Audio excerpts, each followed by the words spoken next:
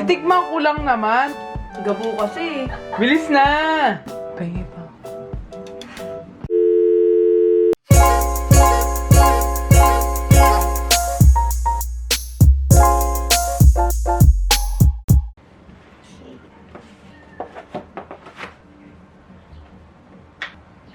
Hey guys, good morning! Welcome back to my channel. And so for today's video, tayo ay mag-food review or mag-mumukbang. So, bago muna tayo magsimula, ayun, nandito na yung food natin. Bago muna tayo magsimula, of course, subscribe to my channel to be part of the hashtag #DinnerReviewFan. Comment down below for video suggestions and for shoutouts. And of course, i-click na rin yung notification bell para ma-notify kayo every time na may bago akong upload. So, without further ado, let's get started with the video.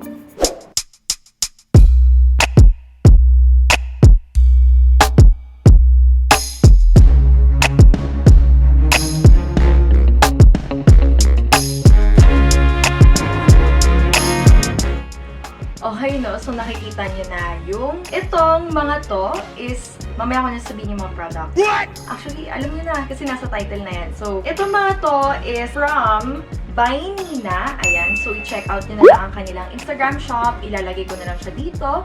And of course, may Instagram sila and Facebook page. So, check out nyo sila. Dahil talagang very, very special itong mga pastries and breads neto. So, bumili ako. Tapos, grabe, kung nakikita nyo, nag-IG story ako. So, ilagay yung IG story dito. May pasobra sila sa akin na libre na isang bundle. So, thank you so much po by Nina. And ito pong vlog na ito is ita-taste test natin siya. Dahil first time ko pa lang itong matitikman, itong products ni By Nina. So, very, very special ito dahil mag-venture sila into Korean pastries, Korean breads, Korean cakes, ganun. So, i-check out nyo sila. Ililink ko na lang rin down below. And of course, yung mga Facebook page and Instagram nila. Ayan. So, unang-una sa lahat, actually, nabuksan ko na nga siya. Yung pinakauna na very special dito is, nakalagay nga dito, we are using zero plastic, 100% compostable packaging that is safe to throw together with your biodegradable trash just by cutting it to pieces. So, ang ganda ng packaging nila, no? Zero plastic talaga siya. Nakalagay rin na dapat daw have it warm, our packaging is oven and microwave safe. So, hindi lang siya biodegradable, no? Pwedeng-pwede rin siyang i-microwave and oven. So, directly dito sa ating packaging. So, ang ganda ng packaging niya. Very, very, convenient. And of course, eco-friendly siya. Eco? Ayan. So, ayun yung pinaka-first na okay dito. Thumbs up sa packaging ng By Nina shop. Ayan. Bubuksan natin, of course, yung bundle nila. So, ang ganda, ang aesthetic ng ng Instagram nila. Of course, kilala ko yung gumawa niyan. Yan. Kung naaalala niyo si Ella from the Korea Vlogs, yung 2019 Korea Vlogs, yan. Sila yung may nagmamanage nito and may-ari nito. So, meron silang Korean cheesy garlic bread na mamaya titignan natin. Cinnamon rolls or yung cinnamon rolls and cheese rolls. Itong tatlo is for 490 pesos. Grabe, sobrang sulit niya dahil tignan nyo guys. Ayan, tignan nyo. So, bubuksan na natin, no? Para makita nyo. Ayan! Makikita nyo. Ayan, papakita ko na lang rin. May B-roll ako. Ito yung cheese roll, cinnamon roll. Ito yung cheese rolls nila. Tapos, ito yung Korean cheesy garlic bread. Ito talagang takam na takam ako dito eh. Plus, ito yung cinnamon rolls or cinnamon rolls. Kasi si Tita Nina yung gumawa nito. Cinnamon rolls ang tawag. Ayan. So, grabe. Sobrang ang bango. Ito, garlic bread siya. Cinnamon rolls naman siya na sobrang miss ko na dahil ang tagal-tagal ko na hindi nakakakain ng cinnamon rolls. Plus itong cheese rolls na feeling ko mas masarap pa to sa Mary Grace. Kasi di ba Mary Grace yung sinasabi, di ba? Ang sarap ng Mary Grace, ganyan. So, ito, tikman natin. Mangan! Namiss ko sabi nyo, mangan! Cheese roll.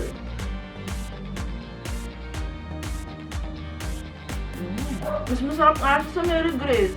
Seryoso. What?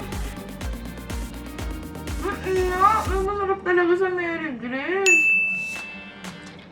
Grabe. Hindi ako okay. Masarap talaga. Ayan, so guys, And yung cheese. Oh, may mga asukal sa taas. Okay, so next tayo, yung cinnamon rolls naman. So, kuha muna tayo onte. Yan, Uy, ang sarap. Oo nga! Gabo kasi. Masarap na kasi. Ba't mo kasi nisisi? Wala namang ginagawa sa'yo, makakapasok ka lang. Tawa-tawa ka dyan. Masarap talaga. Oo nga!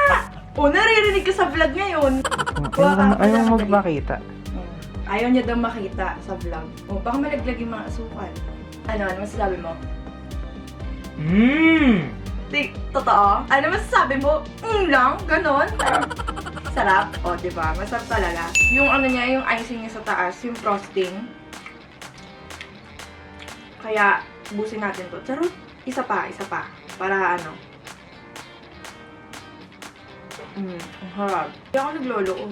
Pero sobrang sulit nito sa 419. Dami yung 8 pieces yung Ha? 419 lang yan? 90. 90? Oo. Sobrang mura naman. Oo.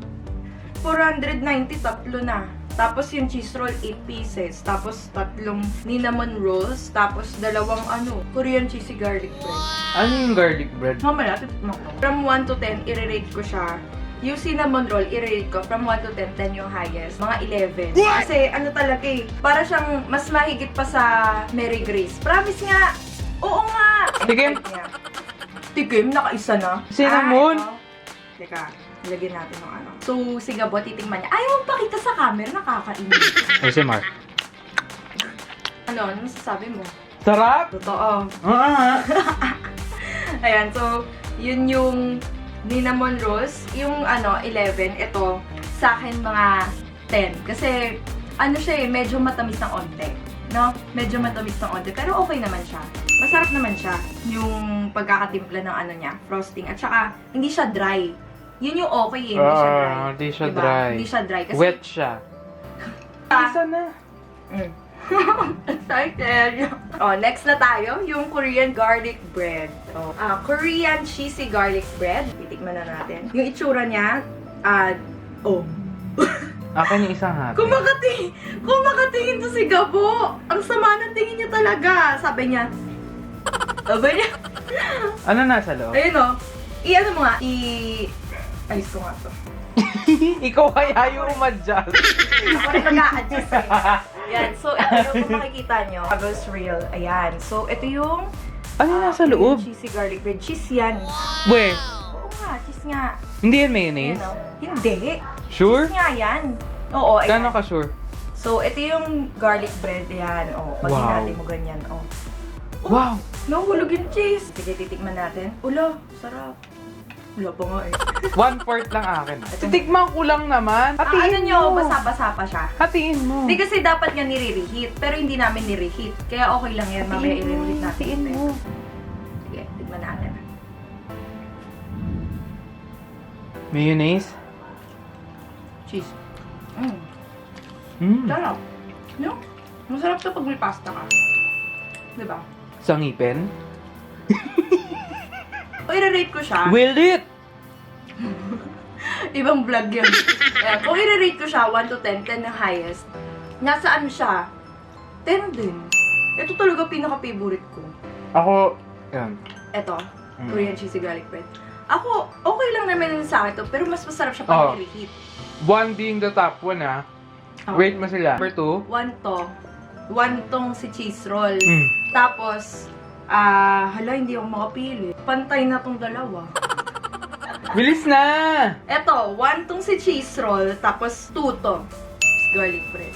Tapos 3 to si cinnamon rolls. Para sa akin, 1 yung cheesy garlic, 2 yung cinnamon roll, 3 ito. During cheese roll. Yun yung ratings namin. Magkaiba kami ng panlasa ni Gabo, no? Ang lambot. Ang lambot ng garlic bread. Pengi pa.